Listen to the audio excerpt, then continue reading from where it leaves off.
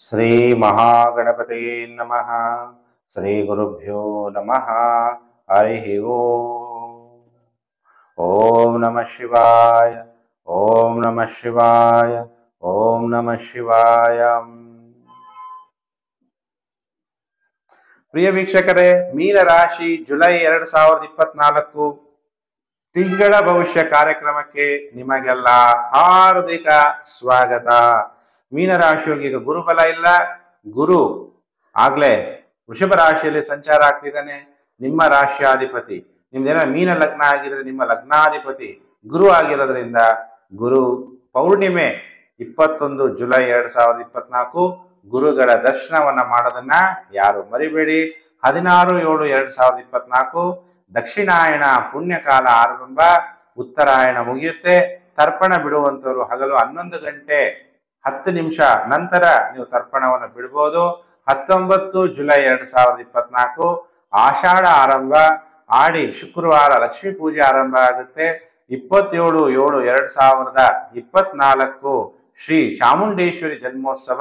ತಾಯಿ ಚಾಮುಂಡೇಶ್ವರಿ ಮೈಸೂರು ಬೆಟ್ಟದಲ್ಲಿದ್ದು ನಮ್ಮೆಲ್ಲ ಕನ್ನಡಿಗರನ್ನು ರಕ್ಷಣೆ ಮಾಡ್ತಾ ಇರೋದ್ರಿಂದ ಸರ್ವಮಂಗಲ ಮಾಂಗಲ್ಯೆ ಶಿವೆ ಸರ್ವಾರ್ಥ ಸಾಧಕೆ ಶರಣ್ಯೆ ತ್ರಯಂಬಕೆ ಗೌರಿ ನಾರಾಯಣಿ ನಮೋಸ್ತುತೆ.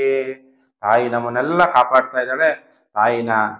ತಾಯಿಯ ಜನ್ಮೋತ್ಸವ ಕೂಡ ಇದೆ. ಈಗ ನೋಡೋಣ, ಮೀನ ರಾಶಿಯವರಿಗೆ ಒಟ್ಟು 4 ಗ್ರಹಗಳು ರಾಶಿ ಪರಿವರ್ತನೆ ಆಗ್ತಾ ಇರೋದ್ರಿಂದ ತ್ರಿಗ್ರಹಿ ಯೋಗ, 3 ಗ್ರಹಗಳು ಶುಭ ಫಲವನ್ನ ಕೊಡ್ತಾ ಇರೋದ್ರಿಂದ ನಿಮಗೆ ರಾಜಯೋಗ ಜುಲೈ ತಿಂಗಳಲ್ಲಿ ಆರಂಭ ಆಗುತ್ತೆ. ಗುರುಬಲ ಇಲ್ವಲ್ಲ ಗುರುಜಿ, ಆದ್ರೂ ಈ ತಿಂಗಳಲ್ಲಿ ರಾಶಿ ಪರಿವರ್ತನೆ ಆಗುವಂತಹ 3 ಗ್ರಹಗಳು ಶುಭ ಫಲವನ್ನ ಕೊಡೋದ್ರಿಂದ ರಾಜಯೋಗ ಅಂತ ನಾವು ಕನ್ಸಿಡರ್ ಮಾಡಬಹುದು. ಆದ್ರಿಂದ ಹಾಗಾದ್ರೆ ಮೀನರಾಶಿಯವರಿಗೆ ಜುಲೈ ತಿಂಗಳು ಯಾವ ರೀತಿ ಇರುತ್ತೆ ಅನ್ನುವಂಥ ವಿಚಾರವನ್ನ ನಾನೀಗೆಲ್ಲ ನಿಮ್ಗೆಲ್ಲ ತಿಳಿಸ್ತೀನಿ. ನೀವೆಲ್ಲ ಮೀನರಾಶಿ ಜಾತಕರಾಗಿದ್ರೆ ವಿಡಿಯೋ ಸ್ಟಾರ್ಟಿಂಗ್ ಇಂದ ಕೊನೆಯವರೆಗೂ ನೋಡೋದನ್ನ ಮರಿಬೇಡಿ. 6ನೇ ತಾರೀಕು ಜುಲೈ 2024 ಶುಕ್ರ ರಾಶಿ ಪರಿವರ್ತನೆ. ಶುಕ್ರ ಮಿಥುನ ರಾಶಿಯಿಂದ ಕಟಕ ರಾಶಿಗೆ 6 ಜುಲೈ 2024 ರಾಶಿ ಪರಿವರ್ತನೆ. ಹಾಗಾದ್ರೆ ಶುಕ್ರನು ಕೂಡ ಶುಭ ಫಲ ಕೊಡ್ತಾನೆ. ಅದ್ರ ಜೊತೆಗೆ ಕುಜ 12ನೇ ತಾರೀಕು ಜುಲೈ 2024 ಮೇಷ ರಾಶಿಯಿಂದ ವೃಷಭ ರಾಶಿಗೆ ರಾಶಿ ಪರಿವರ್ತನೆ ಆಗ್ತಾನೆ. ಕುಜ ಮಂಗಳ ಗ್ರಹನು ಕೂಡ ಶುಭ ಫಲವನ್ನ ಕೊಡ್ತಾನೆ. ಬುಧ 6ನೇ ಮನೆ ಅಂತೀವಿ, 19ನೇ ತಾರೀಕು ಜುಲೈ 2024 ಕರ್ಕಾಟಕ ರಾಶಿಯಿಂದ ಸಿಂಹ ರಾಶಿಗೆ ರಾಶಿ ಪರಿವರ್ತನೆ ಆಗ್ತಾನೆ. ಈ ತಿಂಗಳಲ್ಲಿ ಬುಧ ಕೂಡ ನಿಮ್ಗೆ ಶುಭ ಫಲಗಳನ್ನ ಕೊಡ್ತಾನೆ.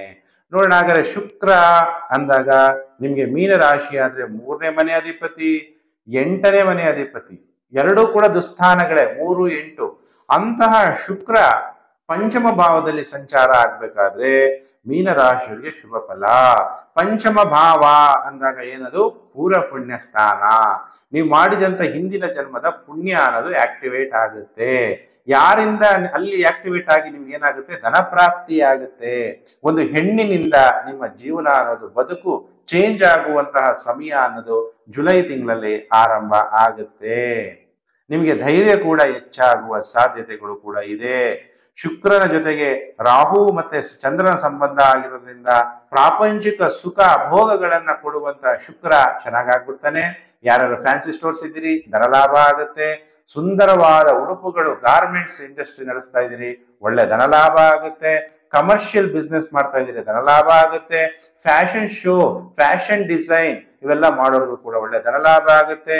ಸಿನಿಮಾದಲ್ಲಿ ಆಕ್ಟ್ ಮಾಡುವಂತವರು, ಧಾರಾವಾಹಿಗಳಲ್ಲಿ ಆಕ್ಟ್ ಮಾಡುವಂತಹ ನಟಿ ಯಾರಿದ್ದೀರಿ, ನಿಮಗೂ ಕೂಡ ಆಕ್ಟರ್ಸ್ಗಳಿಗೆ ಹೆಚ್ಚು ಧನ ಲಾಭ ಆಗುತ್ತೆ. ಶುಕ್ರ ಅತ್ಯಂತ ಶುಭ ಫಲಗಳನ್ನ ಮೀನರಾಶಿಯವರಿಗೆ ಪ್ರಾಪ್ತಿಯೇ ಮಾಡ್ತಾನೆ. ಅದು ಹೆಚ್ಚು ಧನ, ಯಾಕಂದ್ರೆ ಧನಂ ಮೂಲಂ ಇದಂ ಜಗತಿ, ಜಗತ್ತಲ್ಲಿ ಶುಕ್ರ ಧನ ಇದ್ರೆ ತಾನೆ ಭೌತಿಕ ಸುಖ, ಲೌಕಿಕ ಸುಖವನ್ನ ಅನುಭವಿಸೋಕೆ ಶುಕ್ರನೇ ಕಾರಕ. ಗುರು ಅಂದ್ರೆ ಅಲೌಕಿಕ ಸುಖವನ್ನ ಕೊಡ್ತಾನೆ.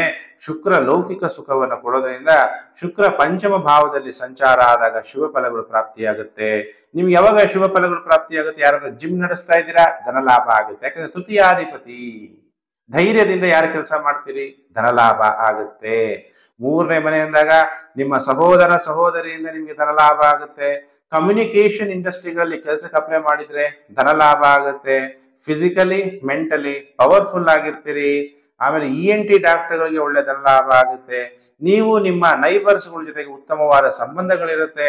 ಶಾರ್ಟ್ ಜರ್ನೀಸ್ ಮಾಡೋದು, ಮಾರ್ಕೆಟಿಂಗ್ ವ್ಯವಹಾರಗಳು ಮಾಡೋದು ಕೂಡ ಅತಿ ಹೆಚ್ಚು ಧನ ಲಾಭ ಆಗುವ ಸಾಧ್ಯತೆಗಳಿದೆ ಮೀನರಾಶಿ ಜಾತಕರಿಗೆ.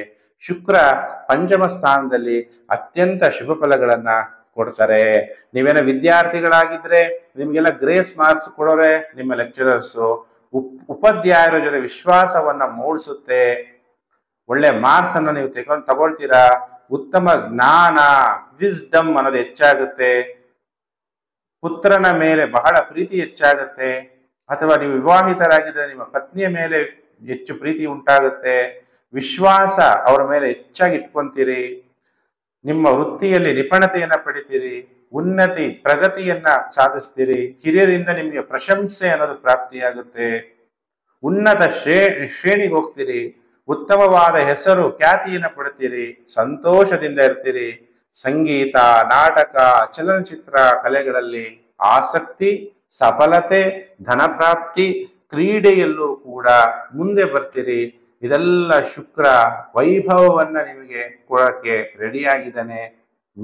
ಮೀನರಾಶಿಯವರಿಗೆ ಜುಲೈ ತಿಂಗಳು 12ನೇ ತಾರೀಕು ಜುಲೈ 2024. ಇಷ್ಟು ದಿವಸ ನಿಮ್ಗೆ ಕಲಹಗಳಿತ್ತು, ಮನೆಯಲ್ಲಿ ನೆಮ್ಮದಿ ಇರಲಿಲ್ಲ.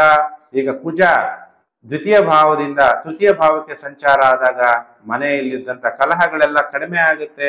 ಯಾಕೆ ನಮ್ಮಲ್ಲಿ ಇಷ್ಟೊಂದು ಗಲಾಟೆಗಳಾಗ್ತಾ ಇದೆ, ಮನಸ್ಸಿಗೆ ಶಾಂತಿನೇ ಇಲ್ಲ, ನೆಮ್ಮದಿ ಇಲ್ಲ, ಮನೆಗೆ ಹೋಗಕ್ಕೆ ಮನ್ಸು ಬರಲ್ಲ ಅಂತ ಎಷ್ಟೋ ಜನ ಆಫೀಸಲ್ಲೇ ಕೆಲಸ ಮಾಡೋಣ ಅಂತ ಮಾಡ್ಕೊಂಡಿರ್ತಿದ್ರು.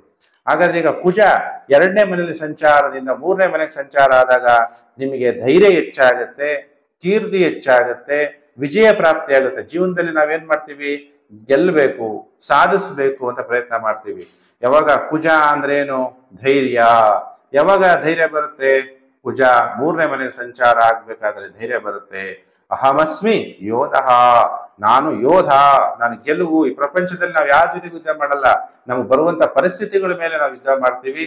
ಅದ್ರಲ್ಲಿ ಗೆಲುವನ್ನ ಸಾಧಿಸ್ಬೇಕು, ವಿಜಯವನ್ನ ಸಾಧಿಸ್ಬೇಕು ಅಂತ ಪ್ರಯತ್ನ ಮಾಡ್ತೀವಿ. ಅದಕ್ಕೆ ಹೇಳಲಾಗುತ್ತೆ ಸಂಸ್ಕೃತದಲ್ಲಿ ಅಹಮಸ್ಮಿ ಯೋಧ, ನಾನೊಬ್ಬ ಯೋಧ ಅಂತೇಳಿ ನಿಮಗೆ ಸಕ್ಸಸ್ ಅನ್ನೋದು ತಂದು ಕೊಡ್ತಾನೆ. ಕುಜ 3ನೇ ಮನೆ ಸಂಚಾರ ಆಗ್ಬೇಕಾದ್ರೆ ಧೈರ್ಯ ಹೆಚ್ಚಾಗುತ್ತೆ, ಧನಲಾಭ ಆಗುತ್ತೆ, ದೈಹಿಕ ಸಾಮರ್ಥ್ಯ ವೃದ್ಧಿ ಆಗುತ್ತೆ, ಸಂತೋಷ ಅನ್ನೋದು ಉಕ್ಕುತ್ತೆ, ಸ್ಥಿರಾಸ್ತಿ ಮಾರಾಟಗಳಿಂದಲೂ ಕೂಡ ಲಾಭ ಆಗುತ್ತೆ, ಅಧಿಕಾರಿಯಿಂದ ಸಹಾಯ ಆಗುತ್ತೆ, ಒಡ ಹುಟ್ಟಿದವರಿಂದ ಲಾಭ ಆಗುತ್ತೆ, ವಿವಾಹದಿಂದ ಲಾಭ ಆಗುತ್ತೆ, ಬಂಗಾರದ ಆಭರಣಗಳು ಕೂಡ ನಿಮಗೆ ಪ್ರಾಪ್ತಿಯಾಗುವ ಸಾಧ್ಯತೆಗಳಿದೆ. ಕುಜ ನಿಮಗೆ ಶುಭ ಫಲಗಳನ್ನ ಕೊಡ್ತಾ ಇದ್ದಾನೆ. ನೋಡಿ, ಶುಕ್ರನು ಶುಭ ಫಲ, ಕುಜನು ಕೂಡ ಶುಭ ಫಲ, ಬುಧ ಕೂಡ ಶುಭ ಫಲಗಳನ್ನ ಕೊಡ್ತಾನೆ. ಬುಧ ನೋಡಿ 19ನೇ ತಾರೀಕು ಜುಲೈ 2024 6ನೇ ಮನೆ ಅಂತೀವಿ, ದುಸ್ಥಾನ ಅಂತೀವಿ. ಆದ್ರೆ ನಿಮ್ಗೆ ಬುಧ ಎಷ್ಟನೇ ಮನೆ, ಸಪ್ತಮಾಧಿಪತಿ, ಚತುರ್ಥಾಧಿಪತಿ. 6ನೇ ಮನೆಯಲ್ಲಿ ಬುಧ ಸಂಚಾರ ಆಗ್ಬೇಕಾದ್ರೆ ಬುಧ ಕೂಡ ಶುಭ ಫಲಗಳನ್ನ ಕೊಡ್ತಾನೆ. ಯಾವ ತರ, ಧೈರ್ಯ ಹೆಚ್ಚಾಗುತ್ತೆ, ಧೈರ್ಯ ಡಬಲ್ ಧೈರ್ಯ, ಕುಜನಿಂದನೂ ಧೈರ್ಯ, ಬುಧನಿಂದನೂ ಧೈರ್ಯ, ವಸ್ತ್ರಗಳು ಪ್ರಾಪ್ತಿಯಾಗುತ್ತೆ, ಅಭಿವೃದ್ಧಿ ಆಗುತ್ತೆ. ಯಾರು ಪುಸ್ತಕಗಳು ಪಬ್ಲಿಷ್ ಮಾಡ್ಬೇಕಾದ್ರೆ ಪಬ್ಲಿಷ್ ಮಾಡ್ಬೋದು. ಅಕೌಂಟೆಂಟ್ಗಳಿಗೆ ಬಹಳ ಉತ್ತಮವಾದಂತಹ ಸಮಯ, ಆಡಿಟರ್ಗಳಿಗೆ ಉತ್ತಮವಾದಂತಹ ಸಮಯ, ಶತ್ರುಗಳ ಮೇಲೆ ಜಯ ಪ್ರಾಪ್ತಿಯಾಗುತ್ತೆ, ಸಂಗೀತವನ್ನ ಕೇಳಿ ಅನುಭವಿಸ್ತೀರಿ, ಬರಹಗಾರರಿಗೆ ಸಂತೋಷವನ್ನ ಅನುಭವಿಸ್ತೀರಿ, ಪುಸ್ತಕಗಳನ್ನ ಪಬ್ಲಿಷ್ ಮಾಡ್ಬೇಕಾದ್ರೆ ಮಾಡ್ಬೋದು.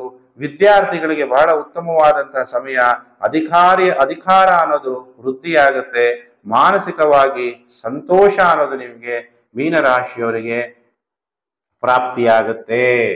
ಅದಕ್ಕೆ ನೀವು ತಂದೆಯನ್ನ ಗೌರವ ಕೊಡಬೇಕು. ಸೂರ್ಯ ಪಂಚಮ ಭಾವಕ್ಕೆ 16 ಜುಲೈ 2024 ಸೂರ್ಯ ಏನ್ ಮಾಡ್ತಾನೆ, ಮಿಥುನ ರಾಶಿಯಿಂದ ಕರ್ಕಾಟಕ ರಾಶಿಗೆ ರಾಶಿ ಪರಿವರ್ತನೆ ಆಗ್ತಾನೆ. ನೀವು ತಂದೆನ ಸರ್ವದೇವಮಯ ಪಿತಾ ಅಂತ ಹೇಳಾಗುತ್ತೆ. ಯಾಕಂದ್ರೆ ಪಿತನೇ ಫಸ್ಟ್ ನಮಗೆ ದೇವರುಗಳ ಸಮಾನ ಆಗಿರ್ತಾನೆ. ನೀವು ತಂದೆಯನ್ನು ಎಷ್ಟು ಗೌರವಿಸ್ತೀರಿ ಅಷ್ಟು ನಿಮಗೆ ಒಳ್ಳೇದಾಗುತ್ತೆ ಅನ್ನೋದು ಜುಲೈ ತಿಂಗಳಲ್ಲಿ ತೋರಿಸಲಾಗುತ್ತೆ.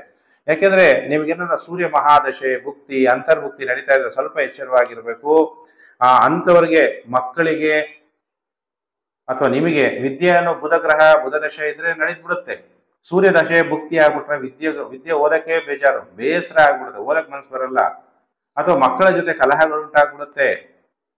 ಸೋಮಾರಿತನ, ನೀವು ಮಾಡೋದು ವೃತ್ತಿಯಲ್ಲಿ ಸ್ಥಿರ ಇರಲ್ಲ, ಹಿರಿಯರ ಸಂಬಂಧಿಕರಲ್ಲಿ ಸ್ವಲ್ಪ ಮನಸ್ತಾಪಗಳು ಆಗುವ ಸಾಧ್ಯತೆಗಳಿದೆ.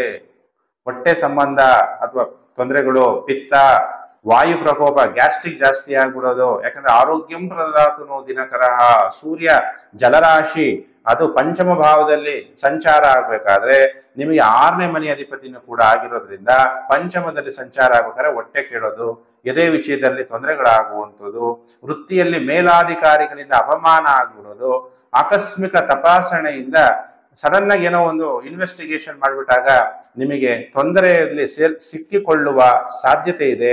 ಅದರಿಂದ ಉದ್ವೇಗ ಕೂಡ ಹೆಚ್ಚಾಗುವ ಸಾಧ್ಯತೆ ಇದೆ.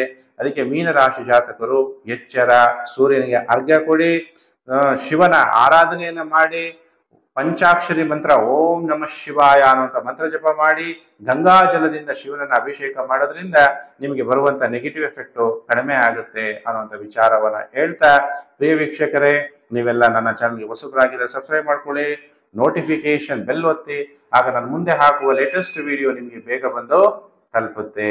ಪ್ರಿಯ ವೀಕ್ಷಕರೇ, ಭಗವಂತ ನಿಮ್ಗೆಲ್ಲ ಒಳ್ಳೇದ್ ಮಾಡ್ಲಿ. ಓಂ ಸರ್ವೇ ಭವಂತು ಸುಖಿನಃ, ಸರ್ವೇ ಸಂತು ವಿರಾಮಯಃ, ಸರ್ವೇ ಭದ್ರಾಣಿ ಪಶ್ಯಂತು, ಮಾ ಕಶ್ಚಿತ್ ದುಃಖ ಭಾಗ್ ಭವೇತ್. ಓಂ ಶಾಂತಿ ಶಾಂತಿ ಶಾಂತಿ. ಎಲ್ಲರೂ ಕೂಡ ಸುಖವಾಗಿರ್ರಿ. ನಿಮಗೆಲ್ಲ ಆರೋಗ್ಯ ಪ್ರಾಪ್ತಿಯಾಗ್ಲಿ, ನಿಮ್ಮೆಲ್ಲರಿಗೂ ಕೂಡ ಶುಭ ಪ್ರಾಪ್ತಿಯಾಗ್ಲಿ, ನಿಮ್ಗೆಲ್ಲ ಯಾವುದು ತೊಂದರೆ ಆಗಬಾರ್ದು ಅಂತ ದೇವರಲ್ಲಿ ಪ್ರಾರ್ಥನೆ ಮಾಡಿದ್ದೀನಿ. ಸಮಸ್ತ ಲೋಕೋ ಸುಖಿನೋ ಭವಂತು. ಪ್ರಿಯ ವೀಕ್ಷಕರೇ, ಮತ್ತೊಂದು ವಿಡಿಯೋದಲ್ಲಿ ಮತ್ತೆ ನಾನು ನಿಮ್ಮನ್ನು ಭೇಟಿ ಮಾಡ್ತೀನಿ. ನಮಸ್ಕಾರ.